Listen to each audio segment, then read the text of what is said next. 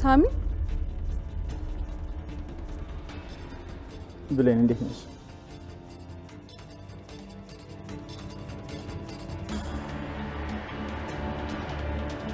ነገር ግን እሷን እንደምወዳት አንቺንም እወድሻለሁ።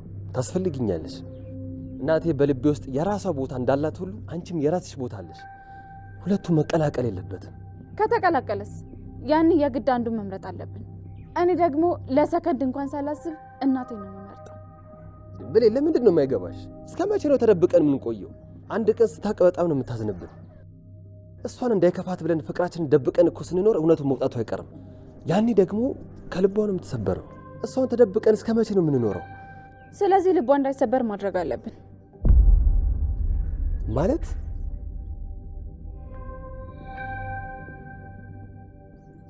ንገሪኝ ብሌን፣ ምን እያሰብሽ ነው? ምን ማለት ነው ልቧ እንዳይሰበር ማድረግ አለብን ማለት? ንገሪኛ፣ ምንድን ነው ያሰብሽው? እንዳልገባችሁ እንዳግም እውነታውን ታውቀዋለህ። አልገባኝም፣ ምንም አልገባኝም። ምንድን ነው ማለት የፈለግሽው? ዳግም ማቆም አለብን። ምን ማቆም ማለት? ፍቅራችን እናታችንን ያሳዝናል። ስለዚህ ማቆም አለብን? ምን ማለት ነው እናቁም ማለት? ሁሉም ነገር ለአንቺ ጨዋታ ነው? ከመሬት ተነስተሽ ቃቃ ፈረሰ ዳቦ ተቆረሰ ብለሽ የምታቆሚው ነገር ነው? ብሌን፣ ይሄ እኮ ጨዋታ አይደለም፣ ህይወት እኮ ነው። ለምንድን ነው እንደቀላል የምታየው? እኔማ አፈቅርሻለሁ፣ አንቺም ታፈቅርኛለሽ። ለምንድን ነው ዝም ብለሽ እንዳመጣልሽ የምትናገሪው? ከመሬት ተነስተሽ እናቁም የምትይው ነገር እኮ አይደለም። ይሄ እኮ ፍቅር ነው፣ ግዴታችን ነው። ዳግም በቃ ማቆም አለብን። እጣ ፈንታችን ነው። እጣ ፈንታችን ደግሞ አብረን እንድንሆን አልፈቀደልንም። በቃ እውነታውን መቀበል አለብን። እውነታው እኔና አንቺ እንዋደዳለን፣ ይሄው ነው። ደግሞ ማንም ሊለያየን አይችልም። ደግሞ እጣ ፈንታ የሚባል ነገር የለም። እጣ ፈንታም ካለም እኔና አንቺ ነው እጣ ፈንታ ያገናኛል። ዳግም እናቴ ትክክል ናት። ምን አልሽ? እናቴ ትክክል ናት? አዎ ትክክል ናት። አንተ ወንድሜ ነህ። በቃ ወንድሜ ሆነ ነው መኖር ያለብህ። ዳግም እኔ እናንተ መፋቀር አልነበረብንም። ስህተትን ይሰራል። እኔ እህትህ ነኝ። እሺ ዳግም እህትህ ነኝ። ቆይ ግን ከልብሽ ነው? የምር እንደዛ ነው የምታስቢው? አዎ ከልቤ ነው። እኔ እህትህ ነኝ። በቃ እኔ ማፍቀር አቁም። ላቁም?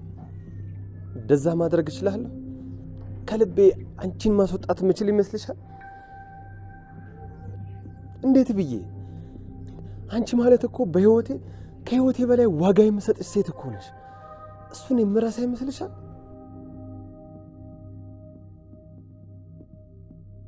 መውደድ ከምችለው በላይ እኮ ነው የምወድሽ። እሱን እንዴት አድርጌ ነው የምረሳው? ብሌን፣ ሰላም ጤና ይስጥልኝ ውድ የቻናሌ ቤተሰቦች እንዴት ናችሁልኝ? እንኳን ወደ እኔ ቻናል በሰላም መጣችሁ። ደህና ናችሁ ወይ የኔ ውድ ቤተሰቦች?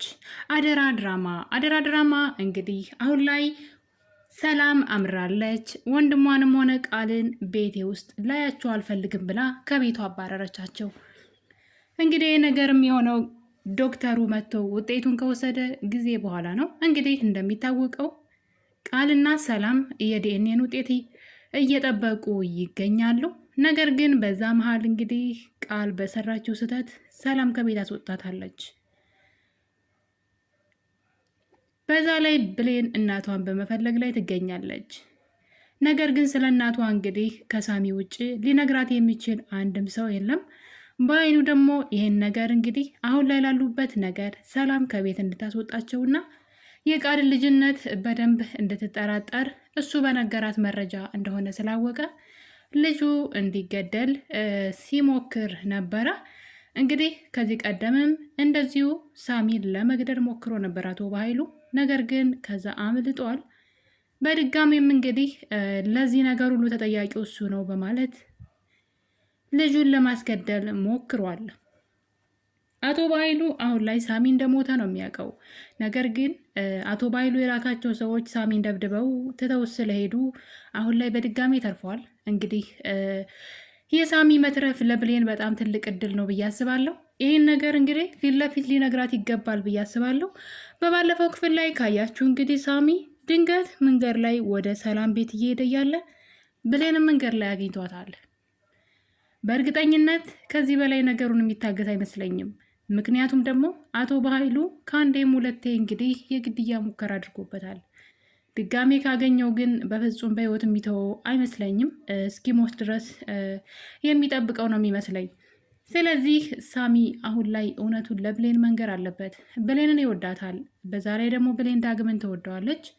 እንግዲህ ፍቅር ማለት ለራስ ሳይሆን ለሌሎች መኖር ስለሆነ ሳሚ እሷን ባያገኛትም የምር የሚወዳት ከልቡ የሚወዳት ሰው ከሆነ የብሌንን እውነት ያወጣላታል ብለን እናስባለን። ምክንያቱም የሰላም ዲኤንኤ ምርመራ ቢመጣም የብሌንን ልጅነት የሚያረጋግጥ ሳይሆን የቃልና የሰላምን የእናትና የልጅነትን ነው እንጂ የብሌንን አይደለም። ስለዚህ ሰላም አሁንም ድረስ ብሌንን እናትሽን አይዞሽ አንድ ቀን ታገኛታለሽ እያለች ነው ያለችው። የእናትነት ወይም ደግሞ ልጅ ልትሆን ትችላለች የሚል ጥርጣሬ እንኳ አላደረባትም። ከዚህ የተነሳ እንግዲህ በፍጹም ሰላም ልጅ ትሆናለች ብሌን ብላ ልታስብ አትችልም ማለት ነው። ውጤቱ መጣም አልመጣም ለብሌን አይጠቅማትም። ለብሌን ሊጠቅማት የሚችለው ሳሚ እውነቱን ከነገራት ወይም ደግሞ ወይዘሮ ገነት ሳሚ የነገራትን ነገር ለብሌን ከነገረቻት ነው። ውሸት የሚሆን እውነታውን ተናግራ እንድትጣራ መርዳት አለባት። እና ውድ ቤተሰቦቼ እንግዲህ በክፍል 48 ላይ ሰላም ቃልን ከቤት እንድትወጣላት ምርመራ ውጤት እስኪመጣ እዚህ ቤት እንድትሆኝ አልፈልግም ብላለች። እሱም እንዲሆን ያደረገችው ደግሞ አንደኛ ከዳግም ጋር መገኘቷ ነው። በሌሊት እንግዲህ ዳግም ቤት ዳግምና ብሌን ቃልን ተጠቅመው ስለ እናቴ የምታውቀውን ነገር እንድትነግርህ በመጠጥ አስክራት እንደባለፈው ብላ እንግዲህ ውለታዋ ልልይ ብለው ነበረ። ነገር ግን የነገር ተበላሽቷን ጭራሽ ቃልን ለሌላ በቀል እያነሳስተዋታን ማለት ነው። ያው ልጁን ስለምትወደው በእሷ ስሜት መጫወት ስለሚሆን ይሄ ደግሞ በጣም ፍቅር ስለሆነ ከባድ ነገር ነው። እንደምትወደው እያወቁ ያንን ነገር በፍጹም መጠቀሚያ ሊያደርጉት አይገባም ነበረ። ቃል እንግዲህ በዚህ ተናዳ ነው ሰላም ቤት እስክታባረራት ድረስ ብሌንን በጩቤ ለመውጋት ምኝታ ቤቷ ተደብቃ የጠበቀቻትና አንዳንዴ የምንሰራቸው ስህተቶች ሌሎች ሰዎችን የሚጎዳ መሆን የለበትም፣ ወይም ደግሞ ሌላ ችግር ይዞብን የሚመጣ ነገር መሆን የለበትም። የብሌንና የዳግም ስህተት ይሄ ነው። እናም እንግዲህ ሰላም እሷ ከቤት እንድትወጣላት ከምር ነው የጠላቻት። ሰው እንዴት በዚህ መጠን ሰውን ይጠላል? እውነት ግን ሰላም ከምሯ ውስጧ ላይ የልጅነት ስሜት አልሰማት ብሎ ነው እንጂ አንዲት እናት ልጇ የፈለገ አስቸጋሪ ብትሆን ከቤት አታስወጣትም፣ የፈለገ ቢሆን ማለት ነው። እና ለእሷ ብላ ነው ተሰዳ ይህን ሁሉ መከራ እንግዲህ አስቡት። በህፃንነቷ ትታት ሂዳ ከዛ ደግሞ በሰው ሀገር በአረብ ሀገር መከራና በልታ ወደ ሀገሯ የተመለሰችው ሰላም ለዚች ለልጇ ለብሌን ስትል ነው። እና ያኔ ቃል ልጅ ነኝ ብላ ብትመጣም ማለት ነው። ስለዚህ እንደዛ የሆነችላትን ልጇን እንደው በቀላል ነገር ውጭልኝ ከቤቴ ማለት አችልም። እሷ ልትጎዳ ትችላለች እንጂ ልጇን ልትጎዳ አትችልም አንዲት እናትና። ነገር ግን ሰላም ውስጧ በፍጹም የቃልን ልጅነት ልትቀበለው አልቻለችም። በተለይ ደግሞ ሳሚ ከነገራት ነገሮች፣ ስለ ቤተሰቦቻቸው የነገራት ነገር፣ ስለ በኃይሉ እውነት እንደሆነ ነገሩ እንድትጠረጥር ያደረጋት በተለይ አባታቸው ጉዳይ ነው። እንግዲህ አቶ በኃይሉ አባቱን የገደለ ጨካኝ ሰው ነው። እንኳን አይደለም ለሰላም ሊመለስ፣ በእርግጥ ያላመሰቃቀለው ህይወት የለም። አባቱን ገደለ፣ የእህቱን ንብረት በመመኘት እና የእህቱን ልጅ ከቤት አስወጥቶ አባረረ። ወይዘሮ ገነት ባታገኛት የብሌን ህይወት ዛሬ ላይ ምን ሊሆን እንደሚችል መገመት አያቅትም። ታዲያ እንግዲህ የማልበቃው ብሎ ዳግምን ከእናቱ ለየ፣ ሳሚንም ከቤተሰቦቹ ለየ። የዳግምንም አባት ገደለ፣ የገዛ አባቱንም የገደለ፣ በገዛ እህቱ ላይም ደግሞ ገንዘቧን ለመውሰድ በእሷ ህይወት ላይ የሚጫወት ምን አይነት በቀል አይሉት ክፋት አይሉት፣ ወይ እሱ አልተጠቀመ ወይ ለሰዎች አይራራና አቶ በኃይሉ ትንሽ የሆነ ጨካኝ ብቻ የሚገልጸው አይነት ሰው አይደለም። በጣም የሚገርም የክፋት አባት ማለት ይቻላልና እንግዲህ ከስንት ጊዜ ከስንት መጃጃል በኋላም ቢሆን ሰላም አሁን ላይ ነቅታለች እና ምንም አይነት ርኅራኄ እያሳየችው አይደለም። ከምር ነው በጣም ነው ያመረረችበት። በዛ ላይ የዳግምን አባት የገደለው እሱ ነው። ይሄ ነገር ሲሰማ ዳግም ሌላ ችግር ውስጥ ደግሞ እሱን ገሎ እንዳይገባ እፈራለሁኝ። አቶ ባይሉ ግን የሰራው ወንጀል እዚህ ግባ የሚባል ማለት የሆነ ለወሬ ራሱ በጣም የሚያስቸግር ነውና እንደምናየው አይነት ሰው አይደለም። በጣም ዙሪያውን በተንኮል በክፋት የተሞላ ሰው ነው። እንግዲህ በኃይሉ አንድ እድል ብቻ ነው ያለው፣ እሱም አልማዝን ከተጠቀመ ነው።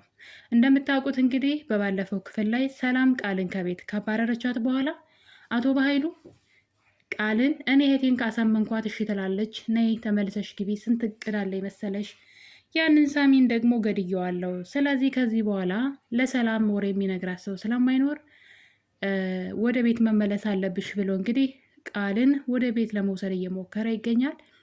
ነገር ግን ቃል በዚህ መሀል ስለ ሳሚ ሞት ስትሰማ በጣም ደንግጣለች። ምክንያቱም በኃይሉ በጣም አረመኔና ጨካኝ ሰው እንደሆነ ገብቷታል። ታዲያ ነገም ለእሷ እንደማይራራላት እያሰበች ትገኛለች።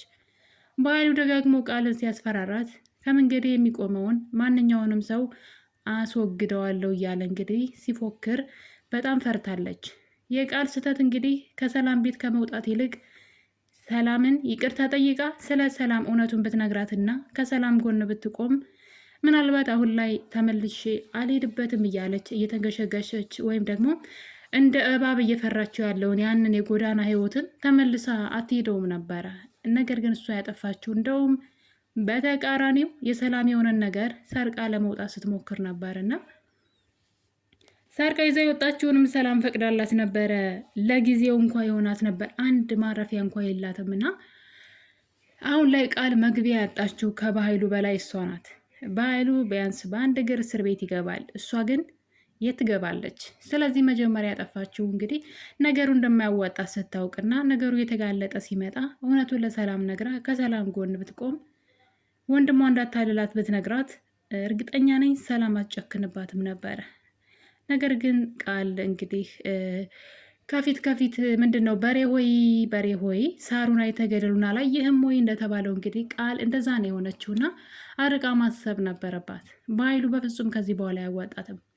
ሰላም ቤቱ ሁሉ ተረብሾባታል። ጭራሽ ቃል የነካችውንም ሆነ የተኛችበትን ነገር ሁሉ እያነሳች ማቃጠል ጀምራለች።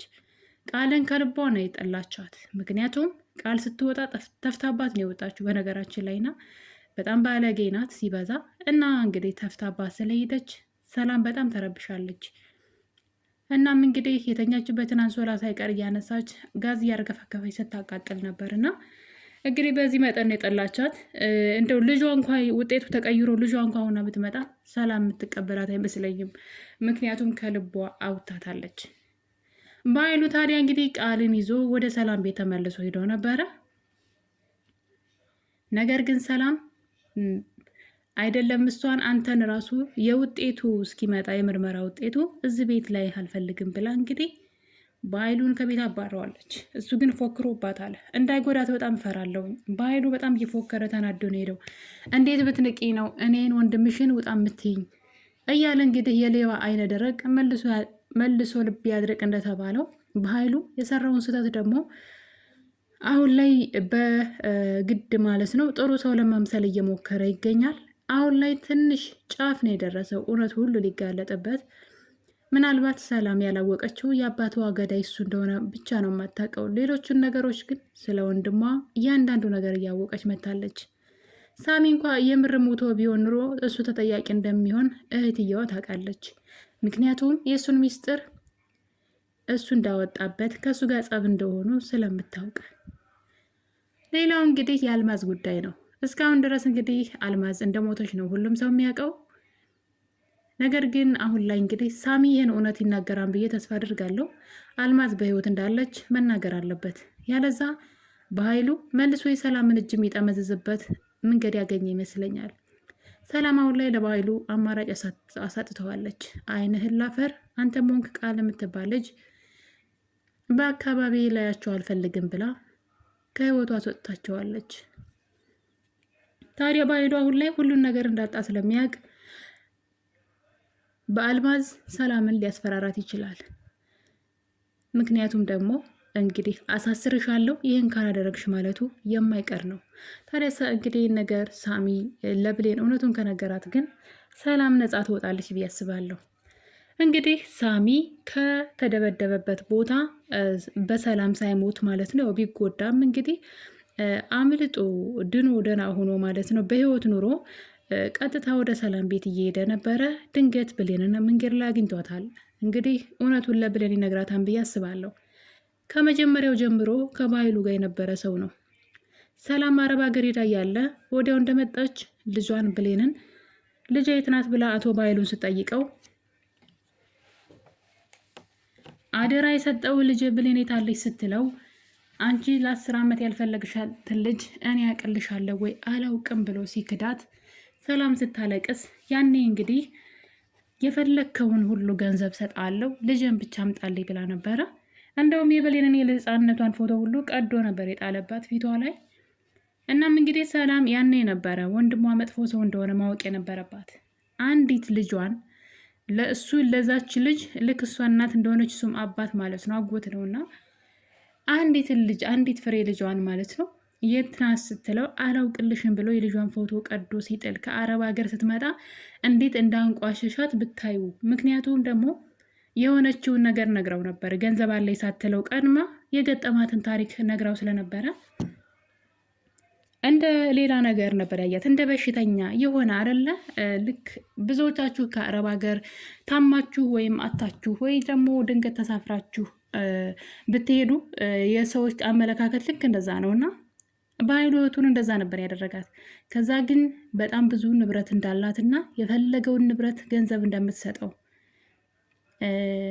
በቃ ቆጥራ የማጨርሰው ገንዘብ እንዳላት ስትነግረው ግን ቶሎ ብሎ እንግዲህ ሳሚን ደውሎ ቃልን ከጎዳና ላይ ነው ይዟት የመጣው ማለት ነው። ከጎዳና ላይ ነው ያነሳት ቃልን እና እንግዲህ ከመጀመሪያው እስከ መጨረሻው የነበረውን ነገር ሁሉ ሳሚ ስለሚያውቅ አቶ በኃይሉ ከዚህ በኋላ ሰላምን ሊያስፈራራ የሚችለው ለጊዜው በአልማዝ ብቻ ነው። ከዛ ውጭ ግን ምንም አይነት አማራጭ የለውም። ነገሮች ሁሉ እንግዲህ ግልጽ እየወጡ ይገኛሉ። እስካሁን ድረስ ግን በጣም ያስገረመኝ የወይዘሮ ገነት ጉዳይ ነው። የወይዘሮ ገነት ጉዳይ ብቻ ሳይሆን የዳግምም ጭምር ነው። እንግዲህ ዳግም አልማዝን አይቷት እስካሁን ድረስ በህይወት እንዳለች እየተናገረ አይደለም። አይቷት ግን ዝም ነው ያለው። እንደውም ሰላምን ሲያስፈራራት ነበር። በባለፈው ክፍል ላይ ካያችሁ ከቤት ይወጣልኝ ስትለው በኃይሉ እንደወጋው ስትሰማ ከቤቷ እንዲወጣላት ስትጠይቀው አንቺም እኮ አልማዝን እንደገደልሽ አትረሳሽው እንዴ እያላት ነበረ። በጣም ይገርማል። በዛ ላይ ደግሞ ወይዘሮ ገነት ሳሚ የነገራት ነገር ብሌን የሰላም ልጅ እንደሆነች ነግሯት ነበረ። ይህን ነገር እንግዲህ ቃል ልጇ እንዳልሆነች ስትሰማ እንደዚህ ተብዬ ነበር ብላ እንኳን ማውራት አልፈለገችም። ነገሩን ዝም ብላለች እና በጣም ነው የሚገርመው። የማይመስል ነገር ምንድን ነው ለሚስት አትንገር ነው ይባላል። እና ይህን ነገር መናገር ይችሉ ነበረ። ብሌን እናቷን በቀላሉ ሰላምን ልታገኝ ትችል ነበረ።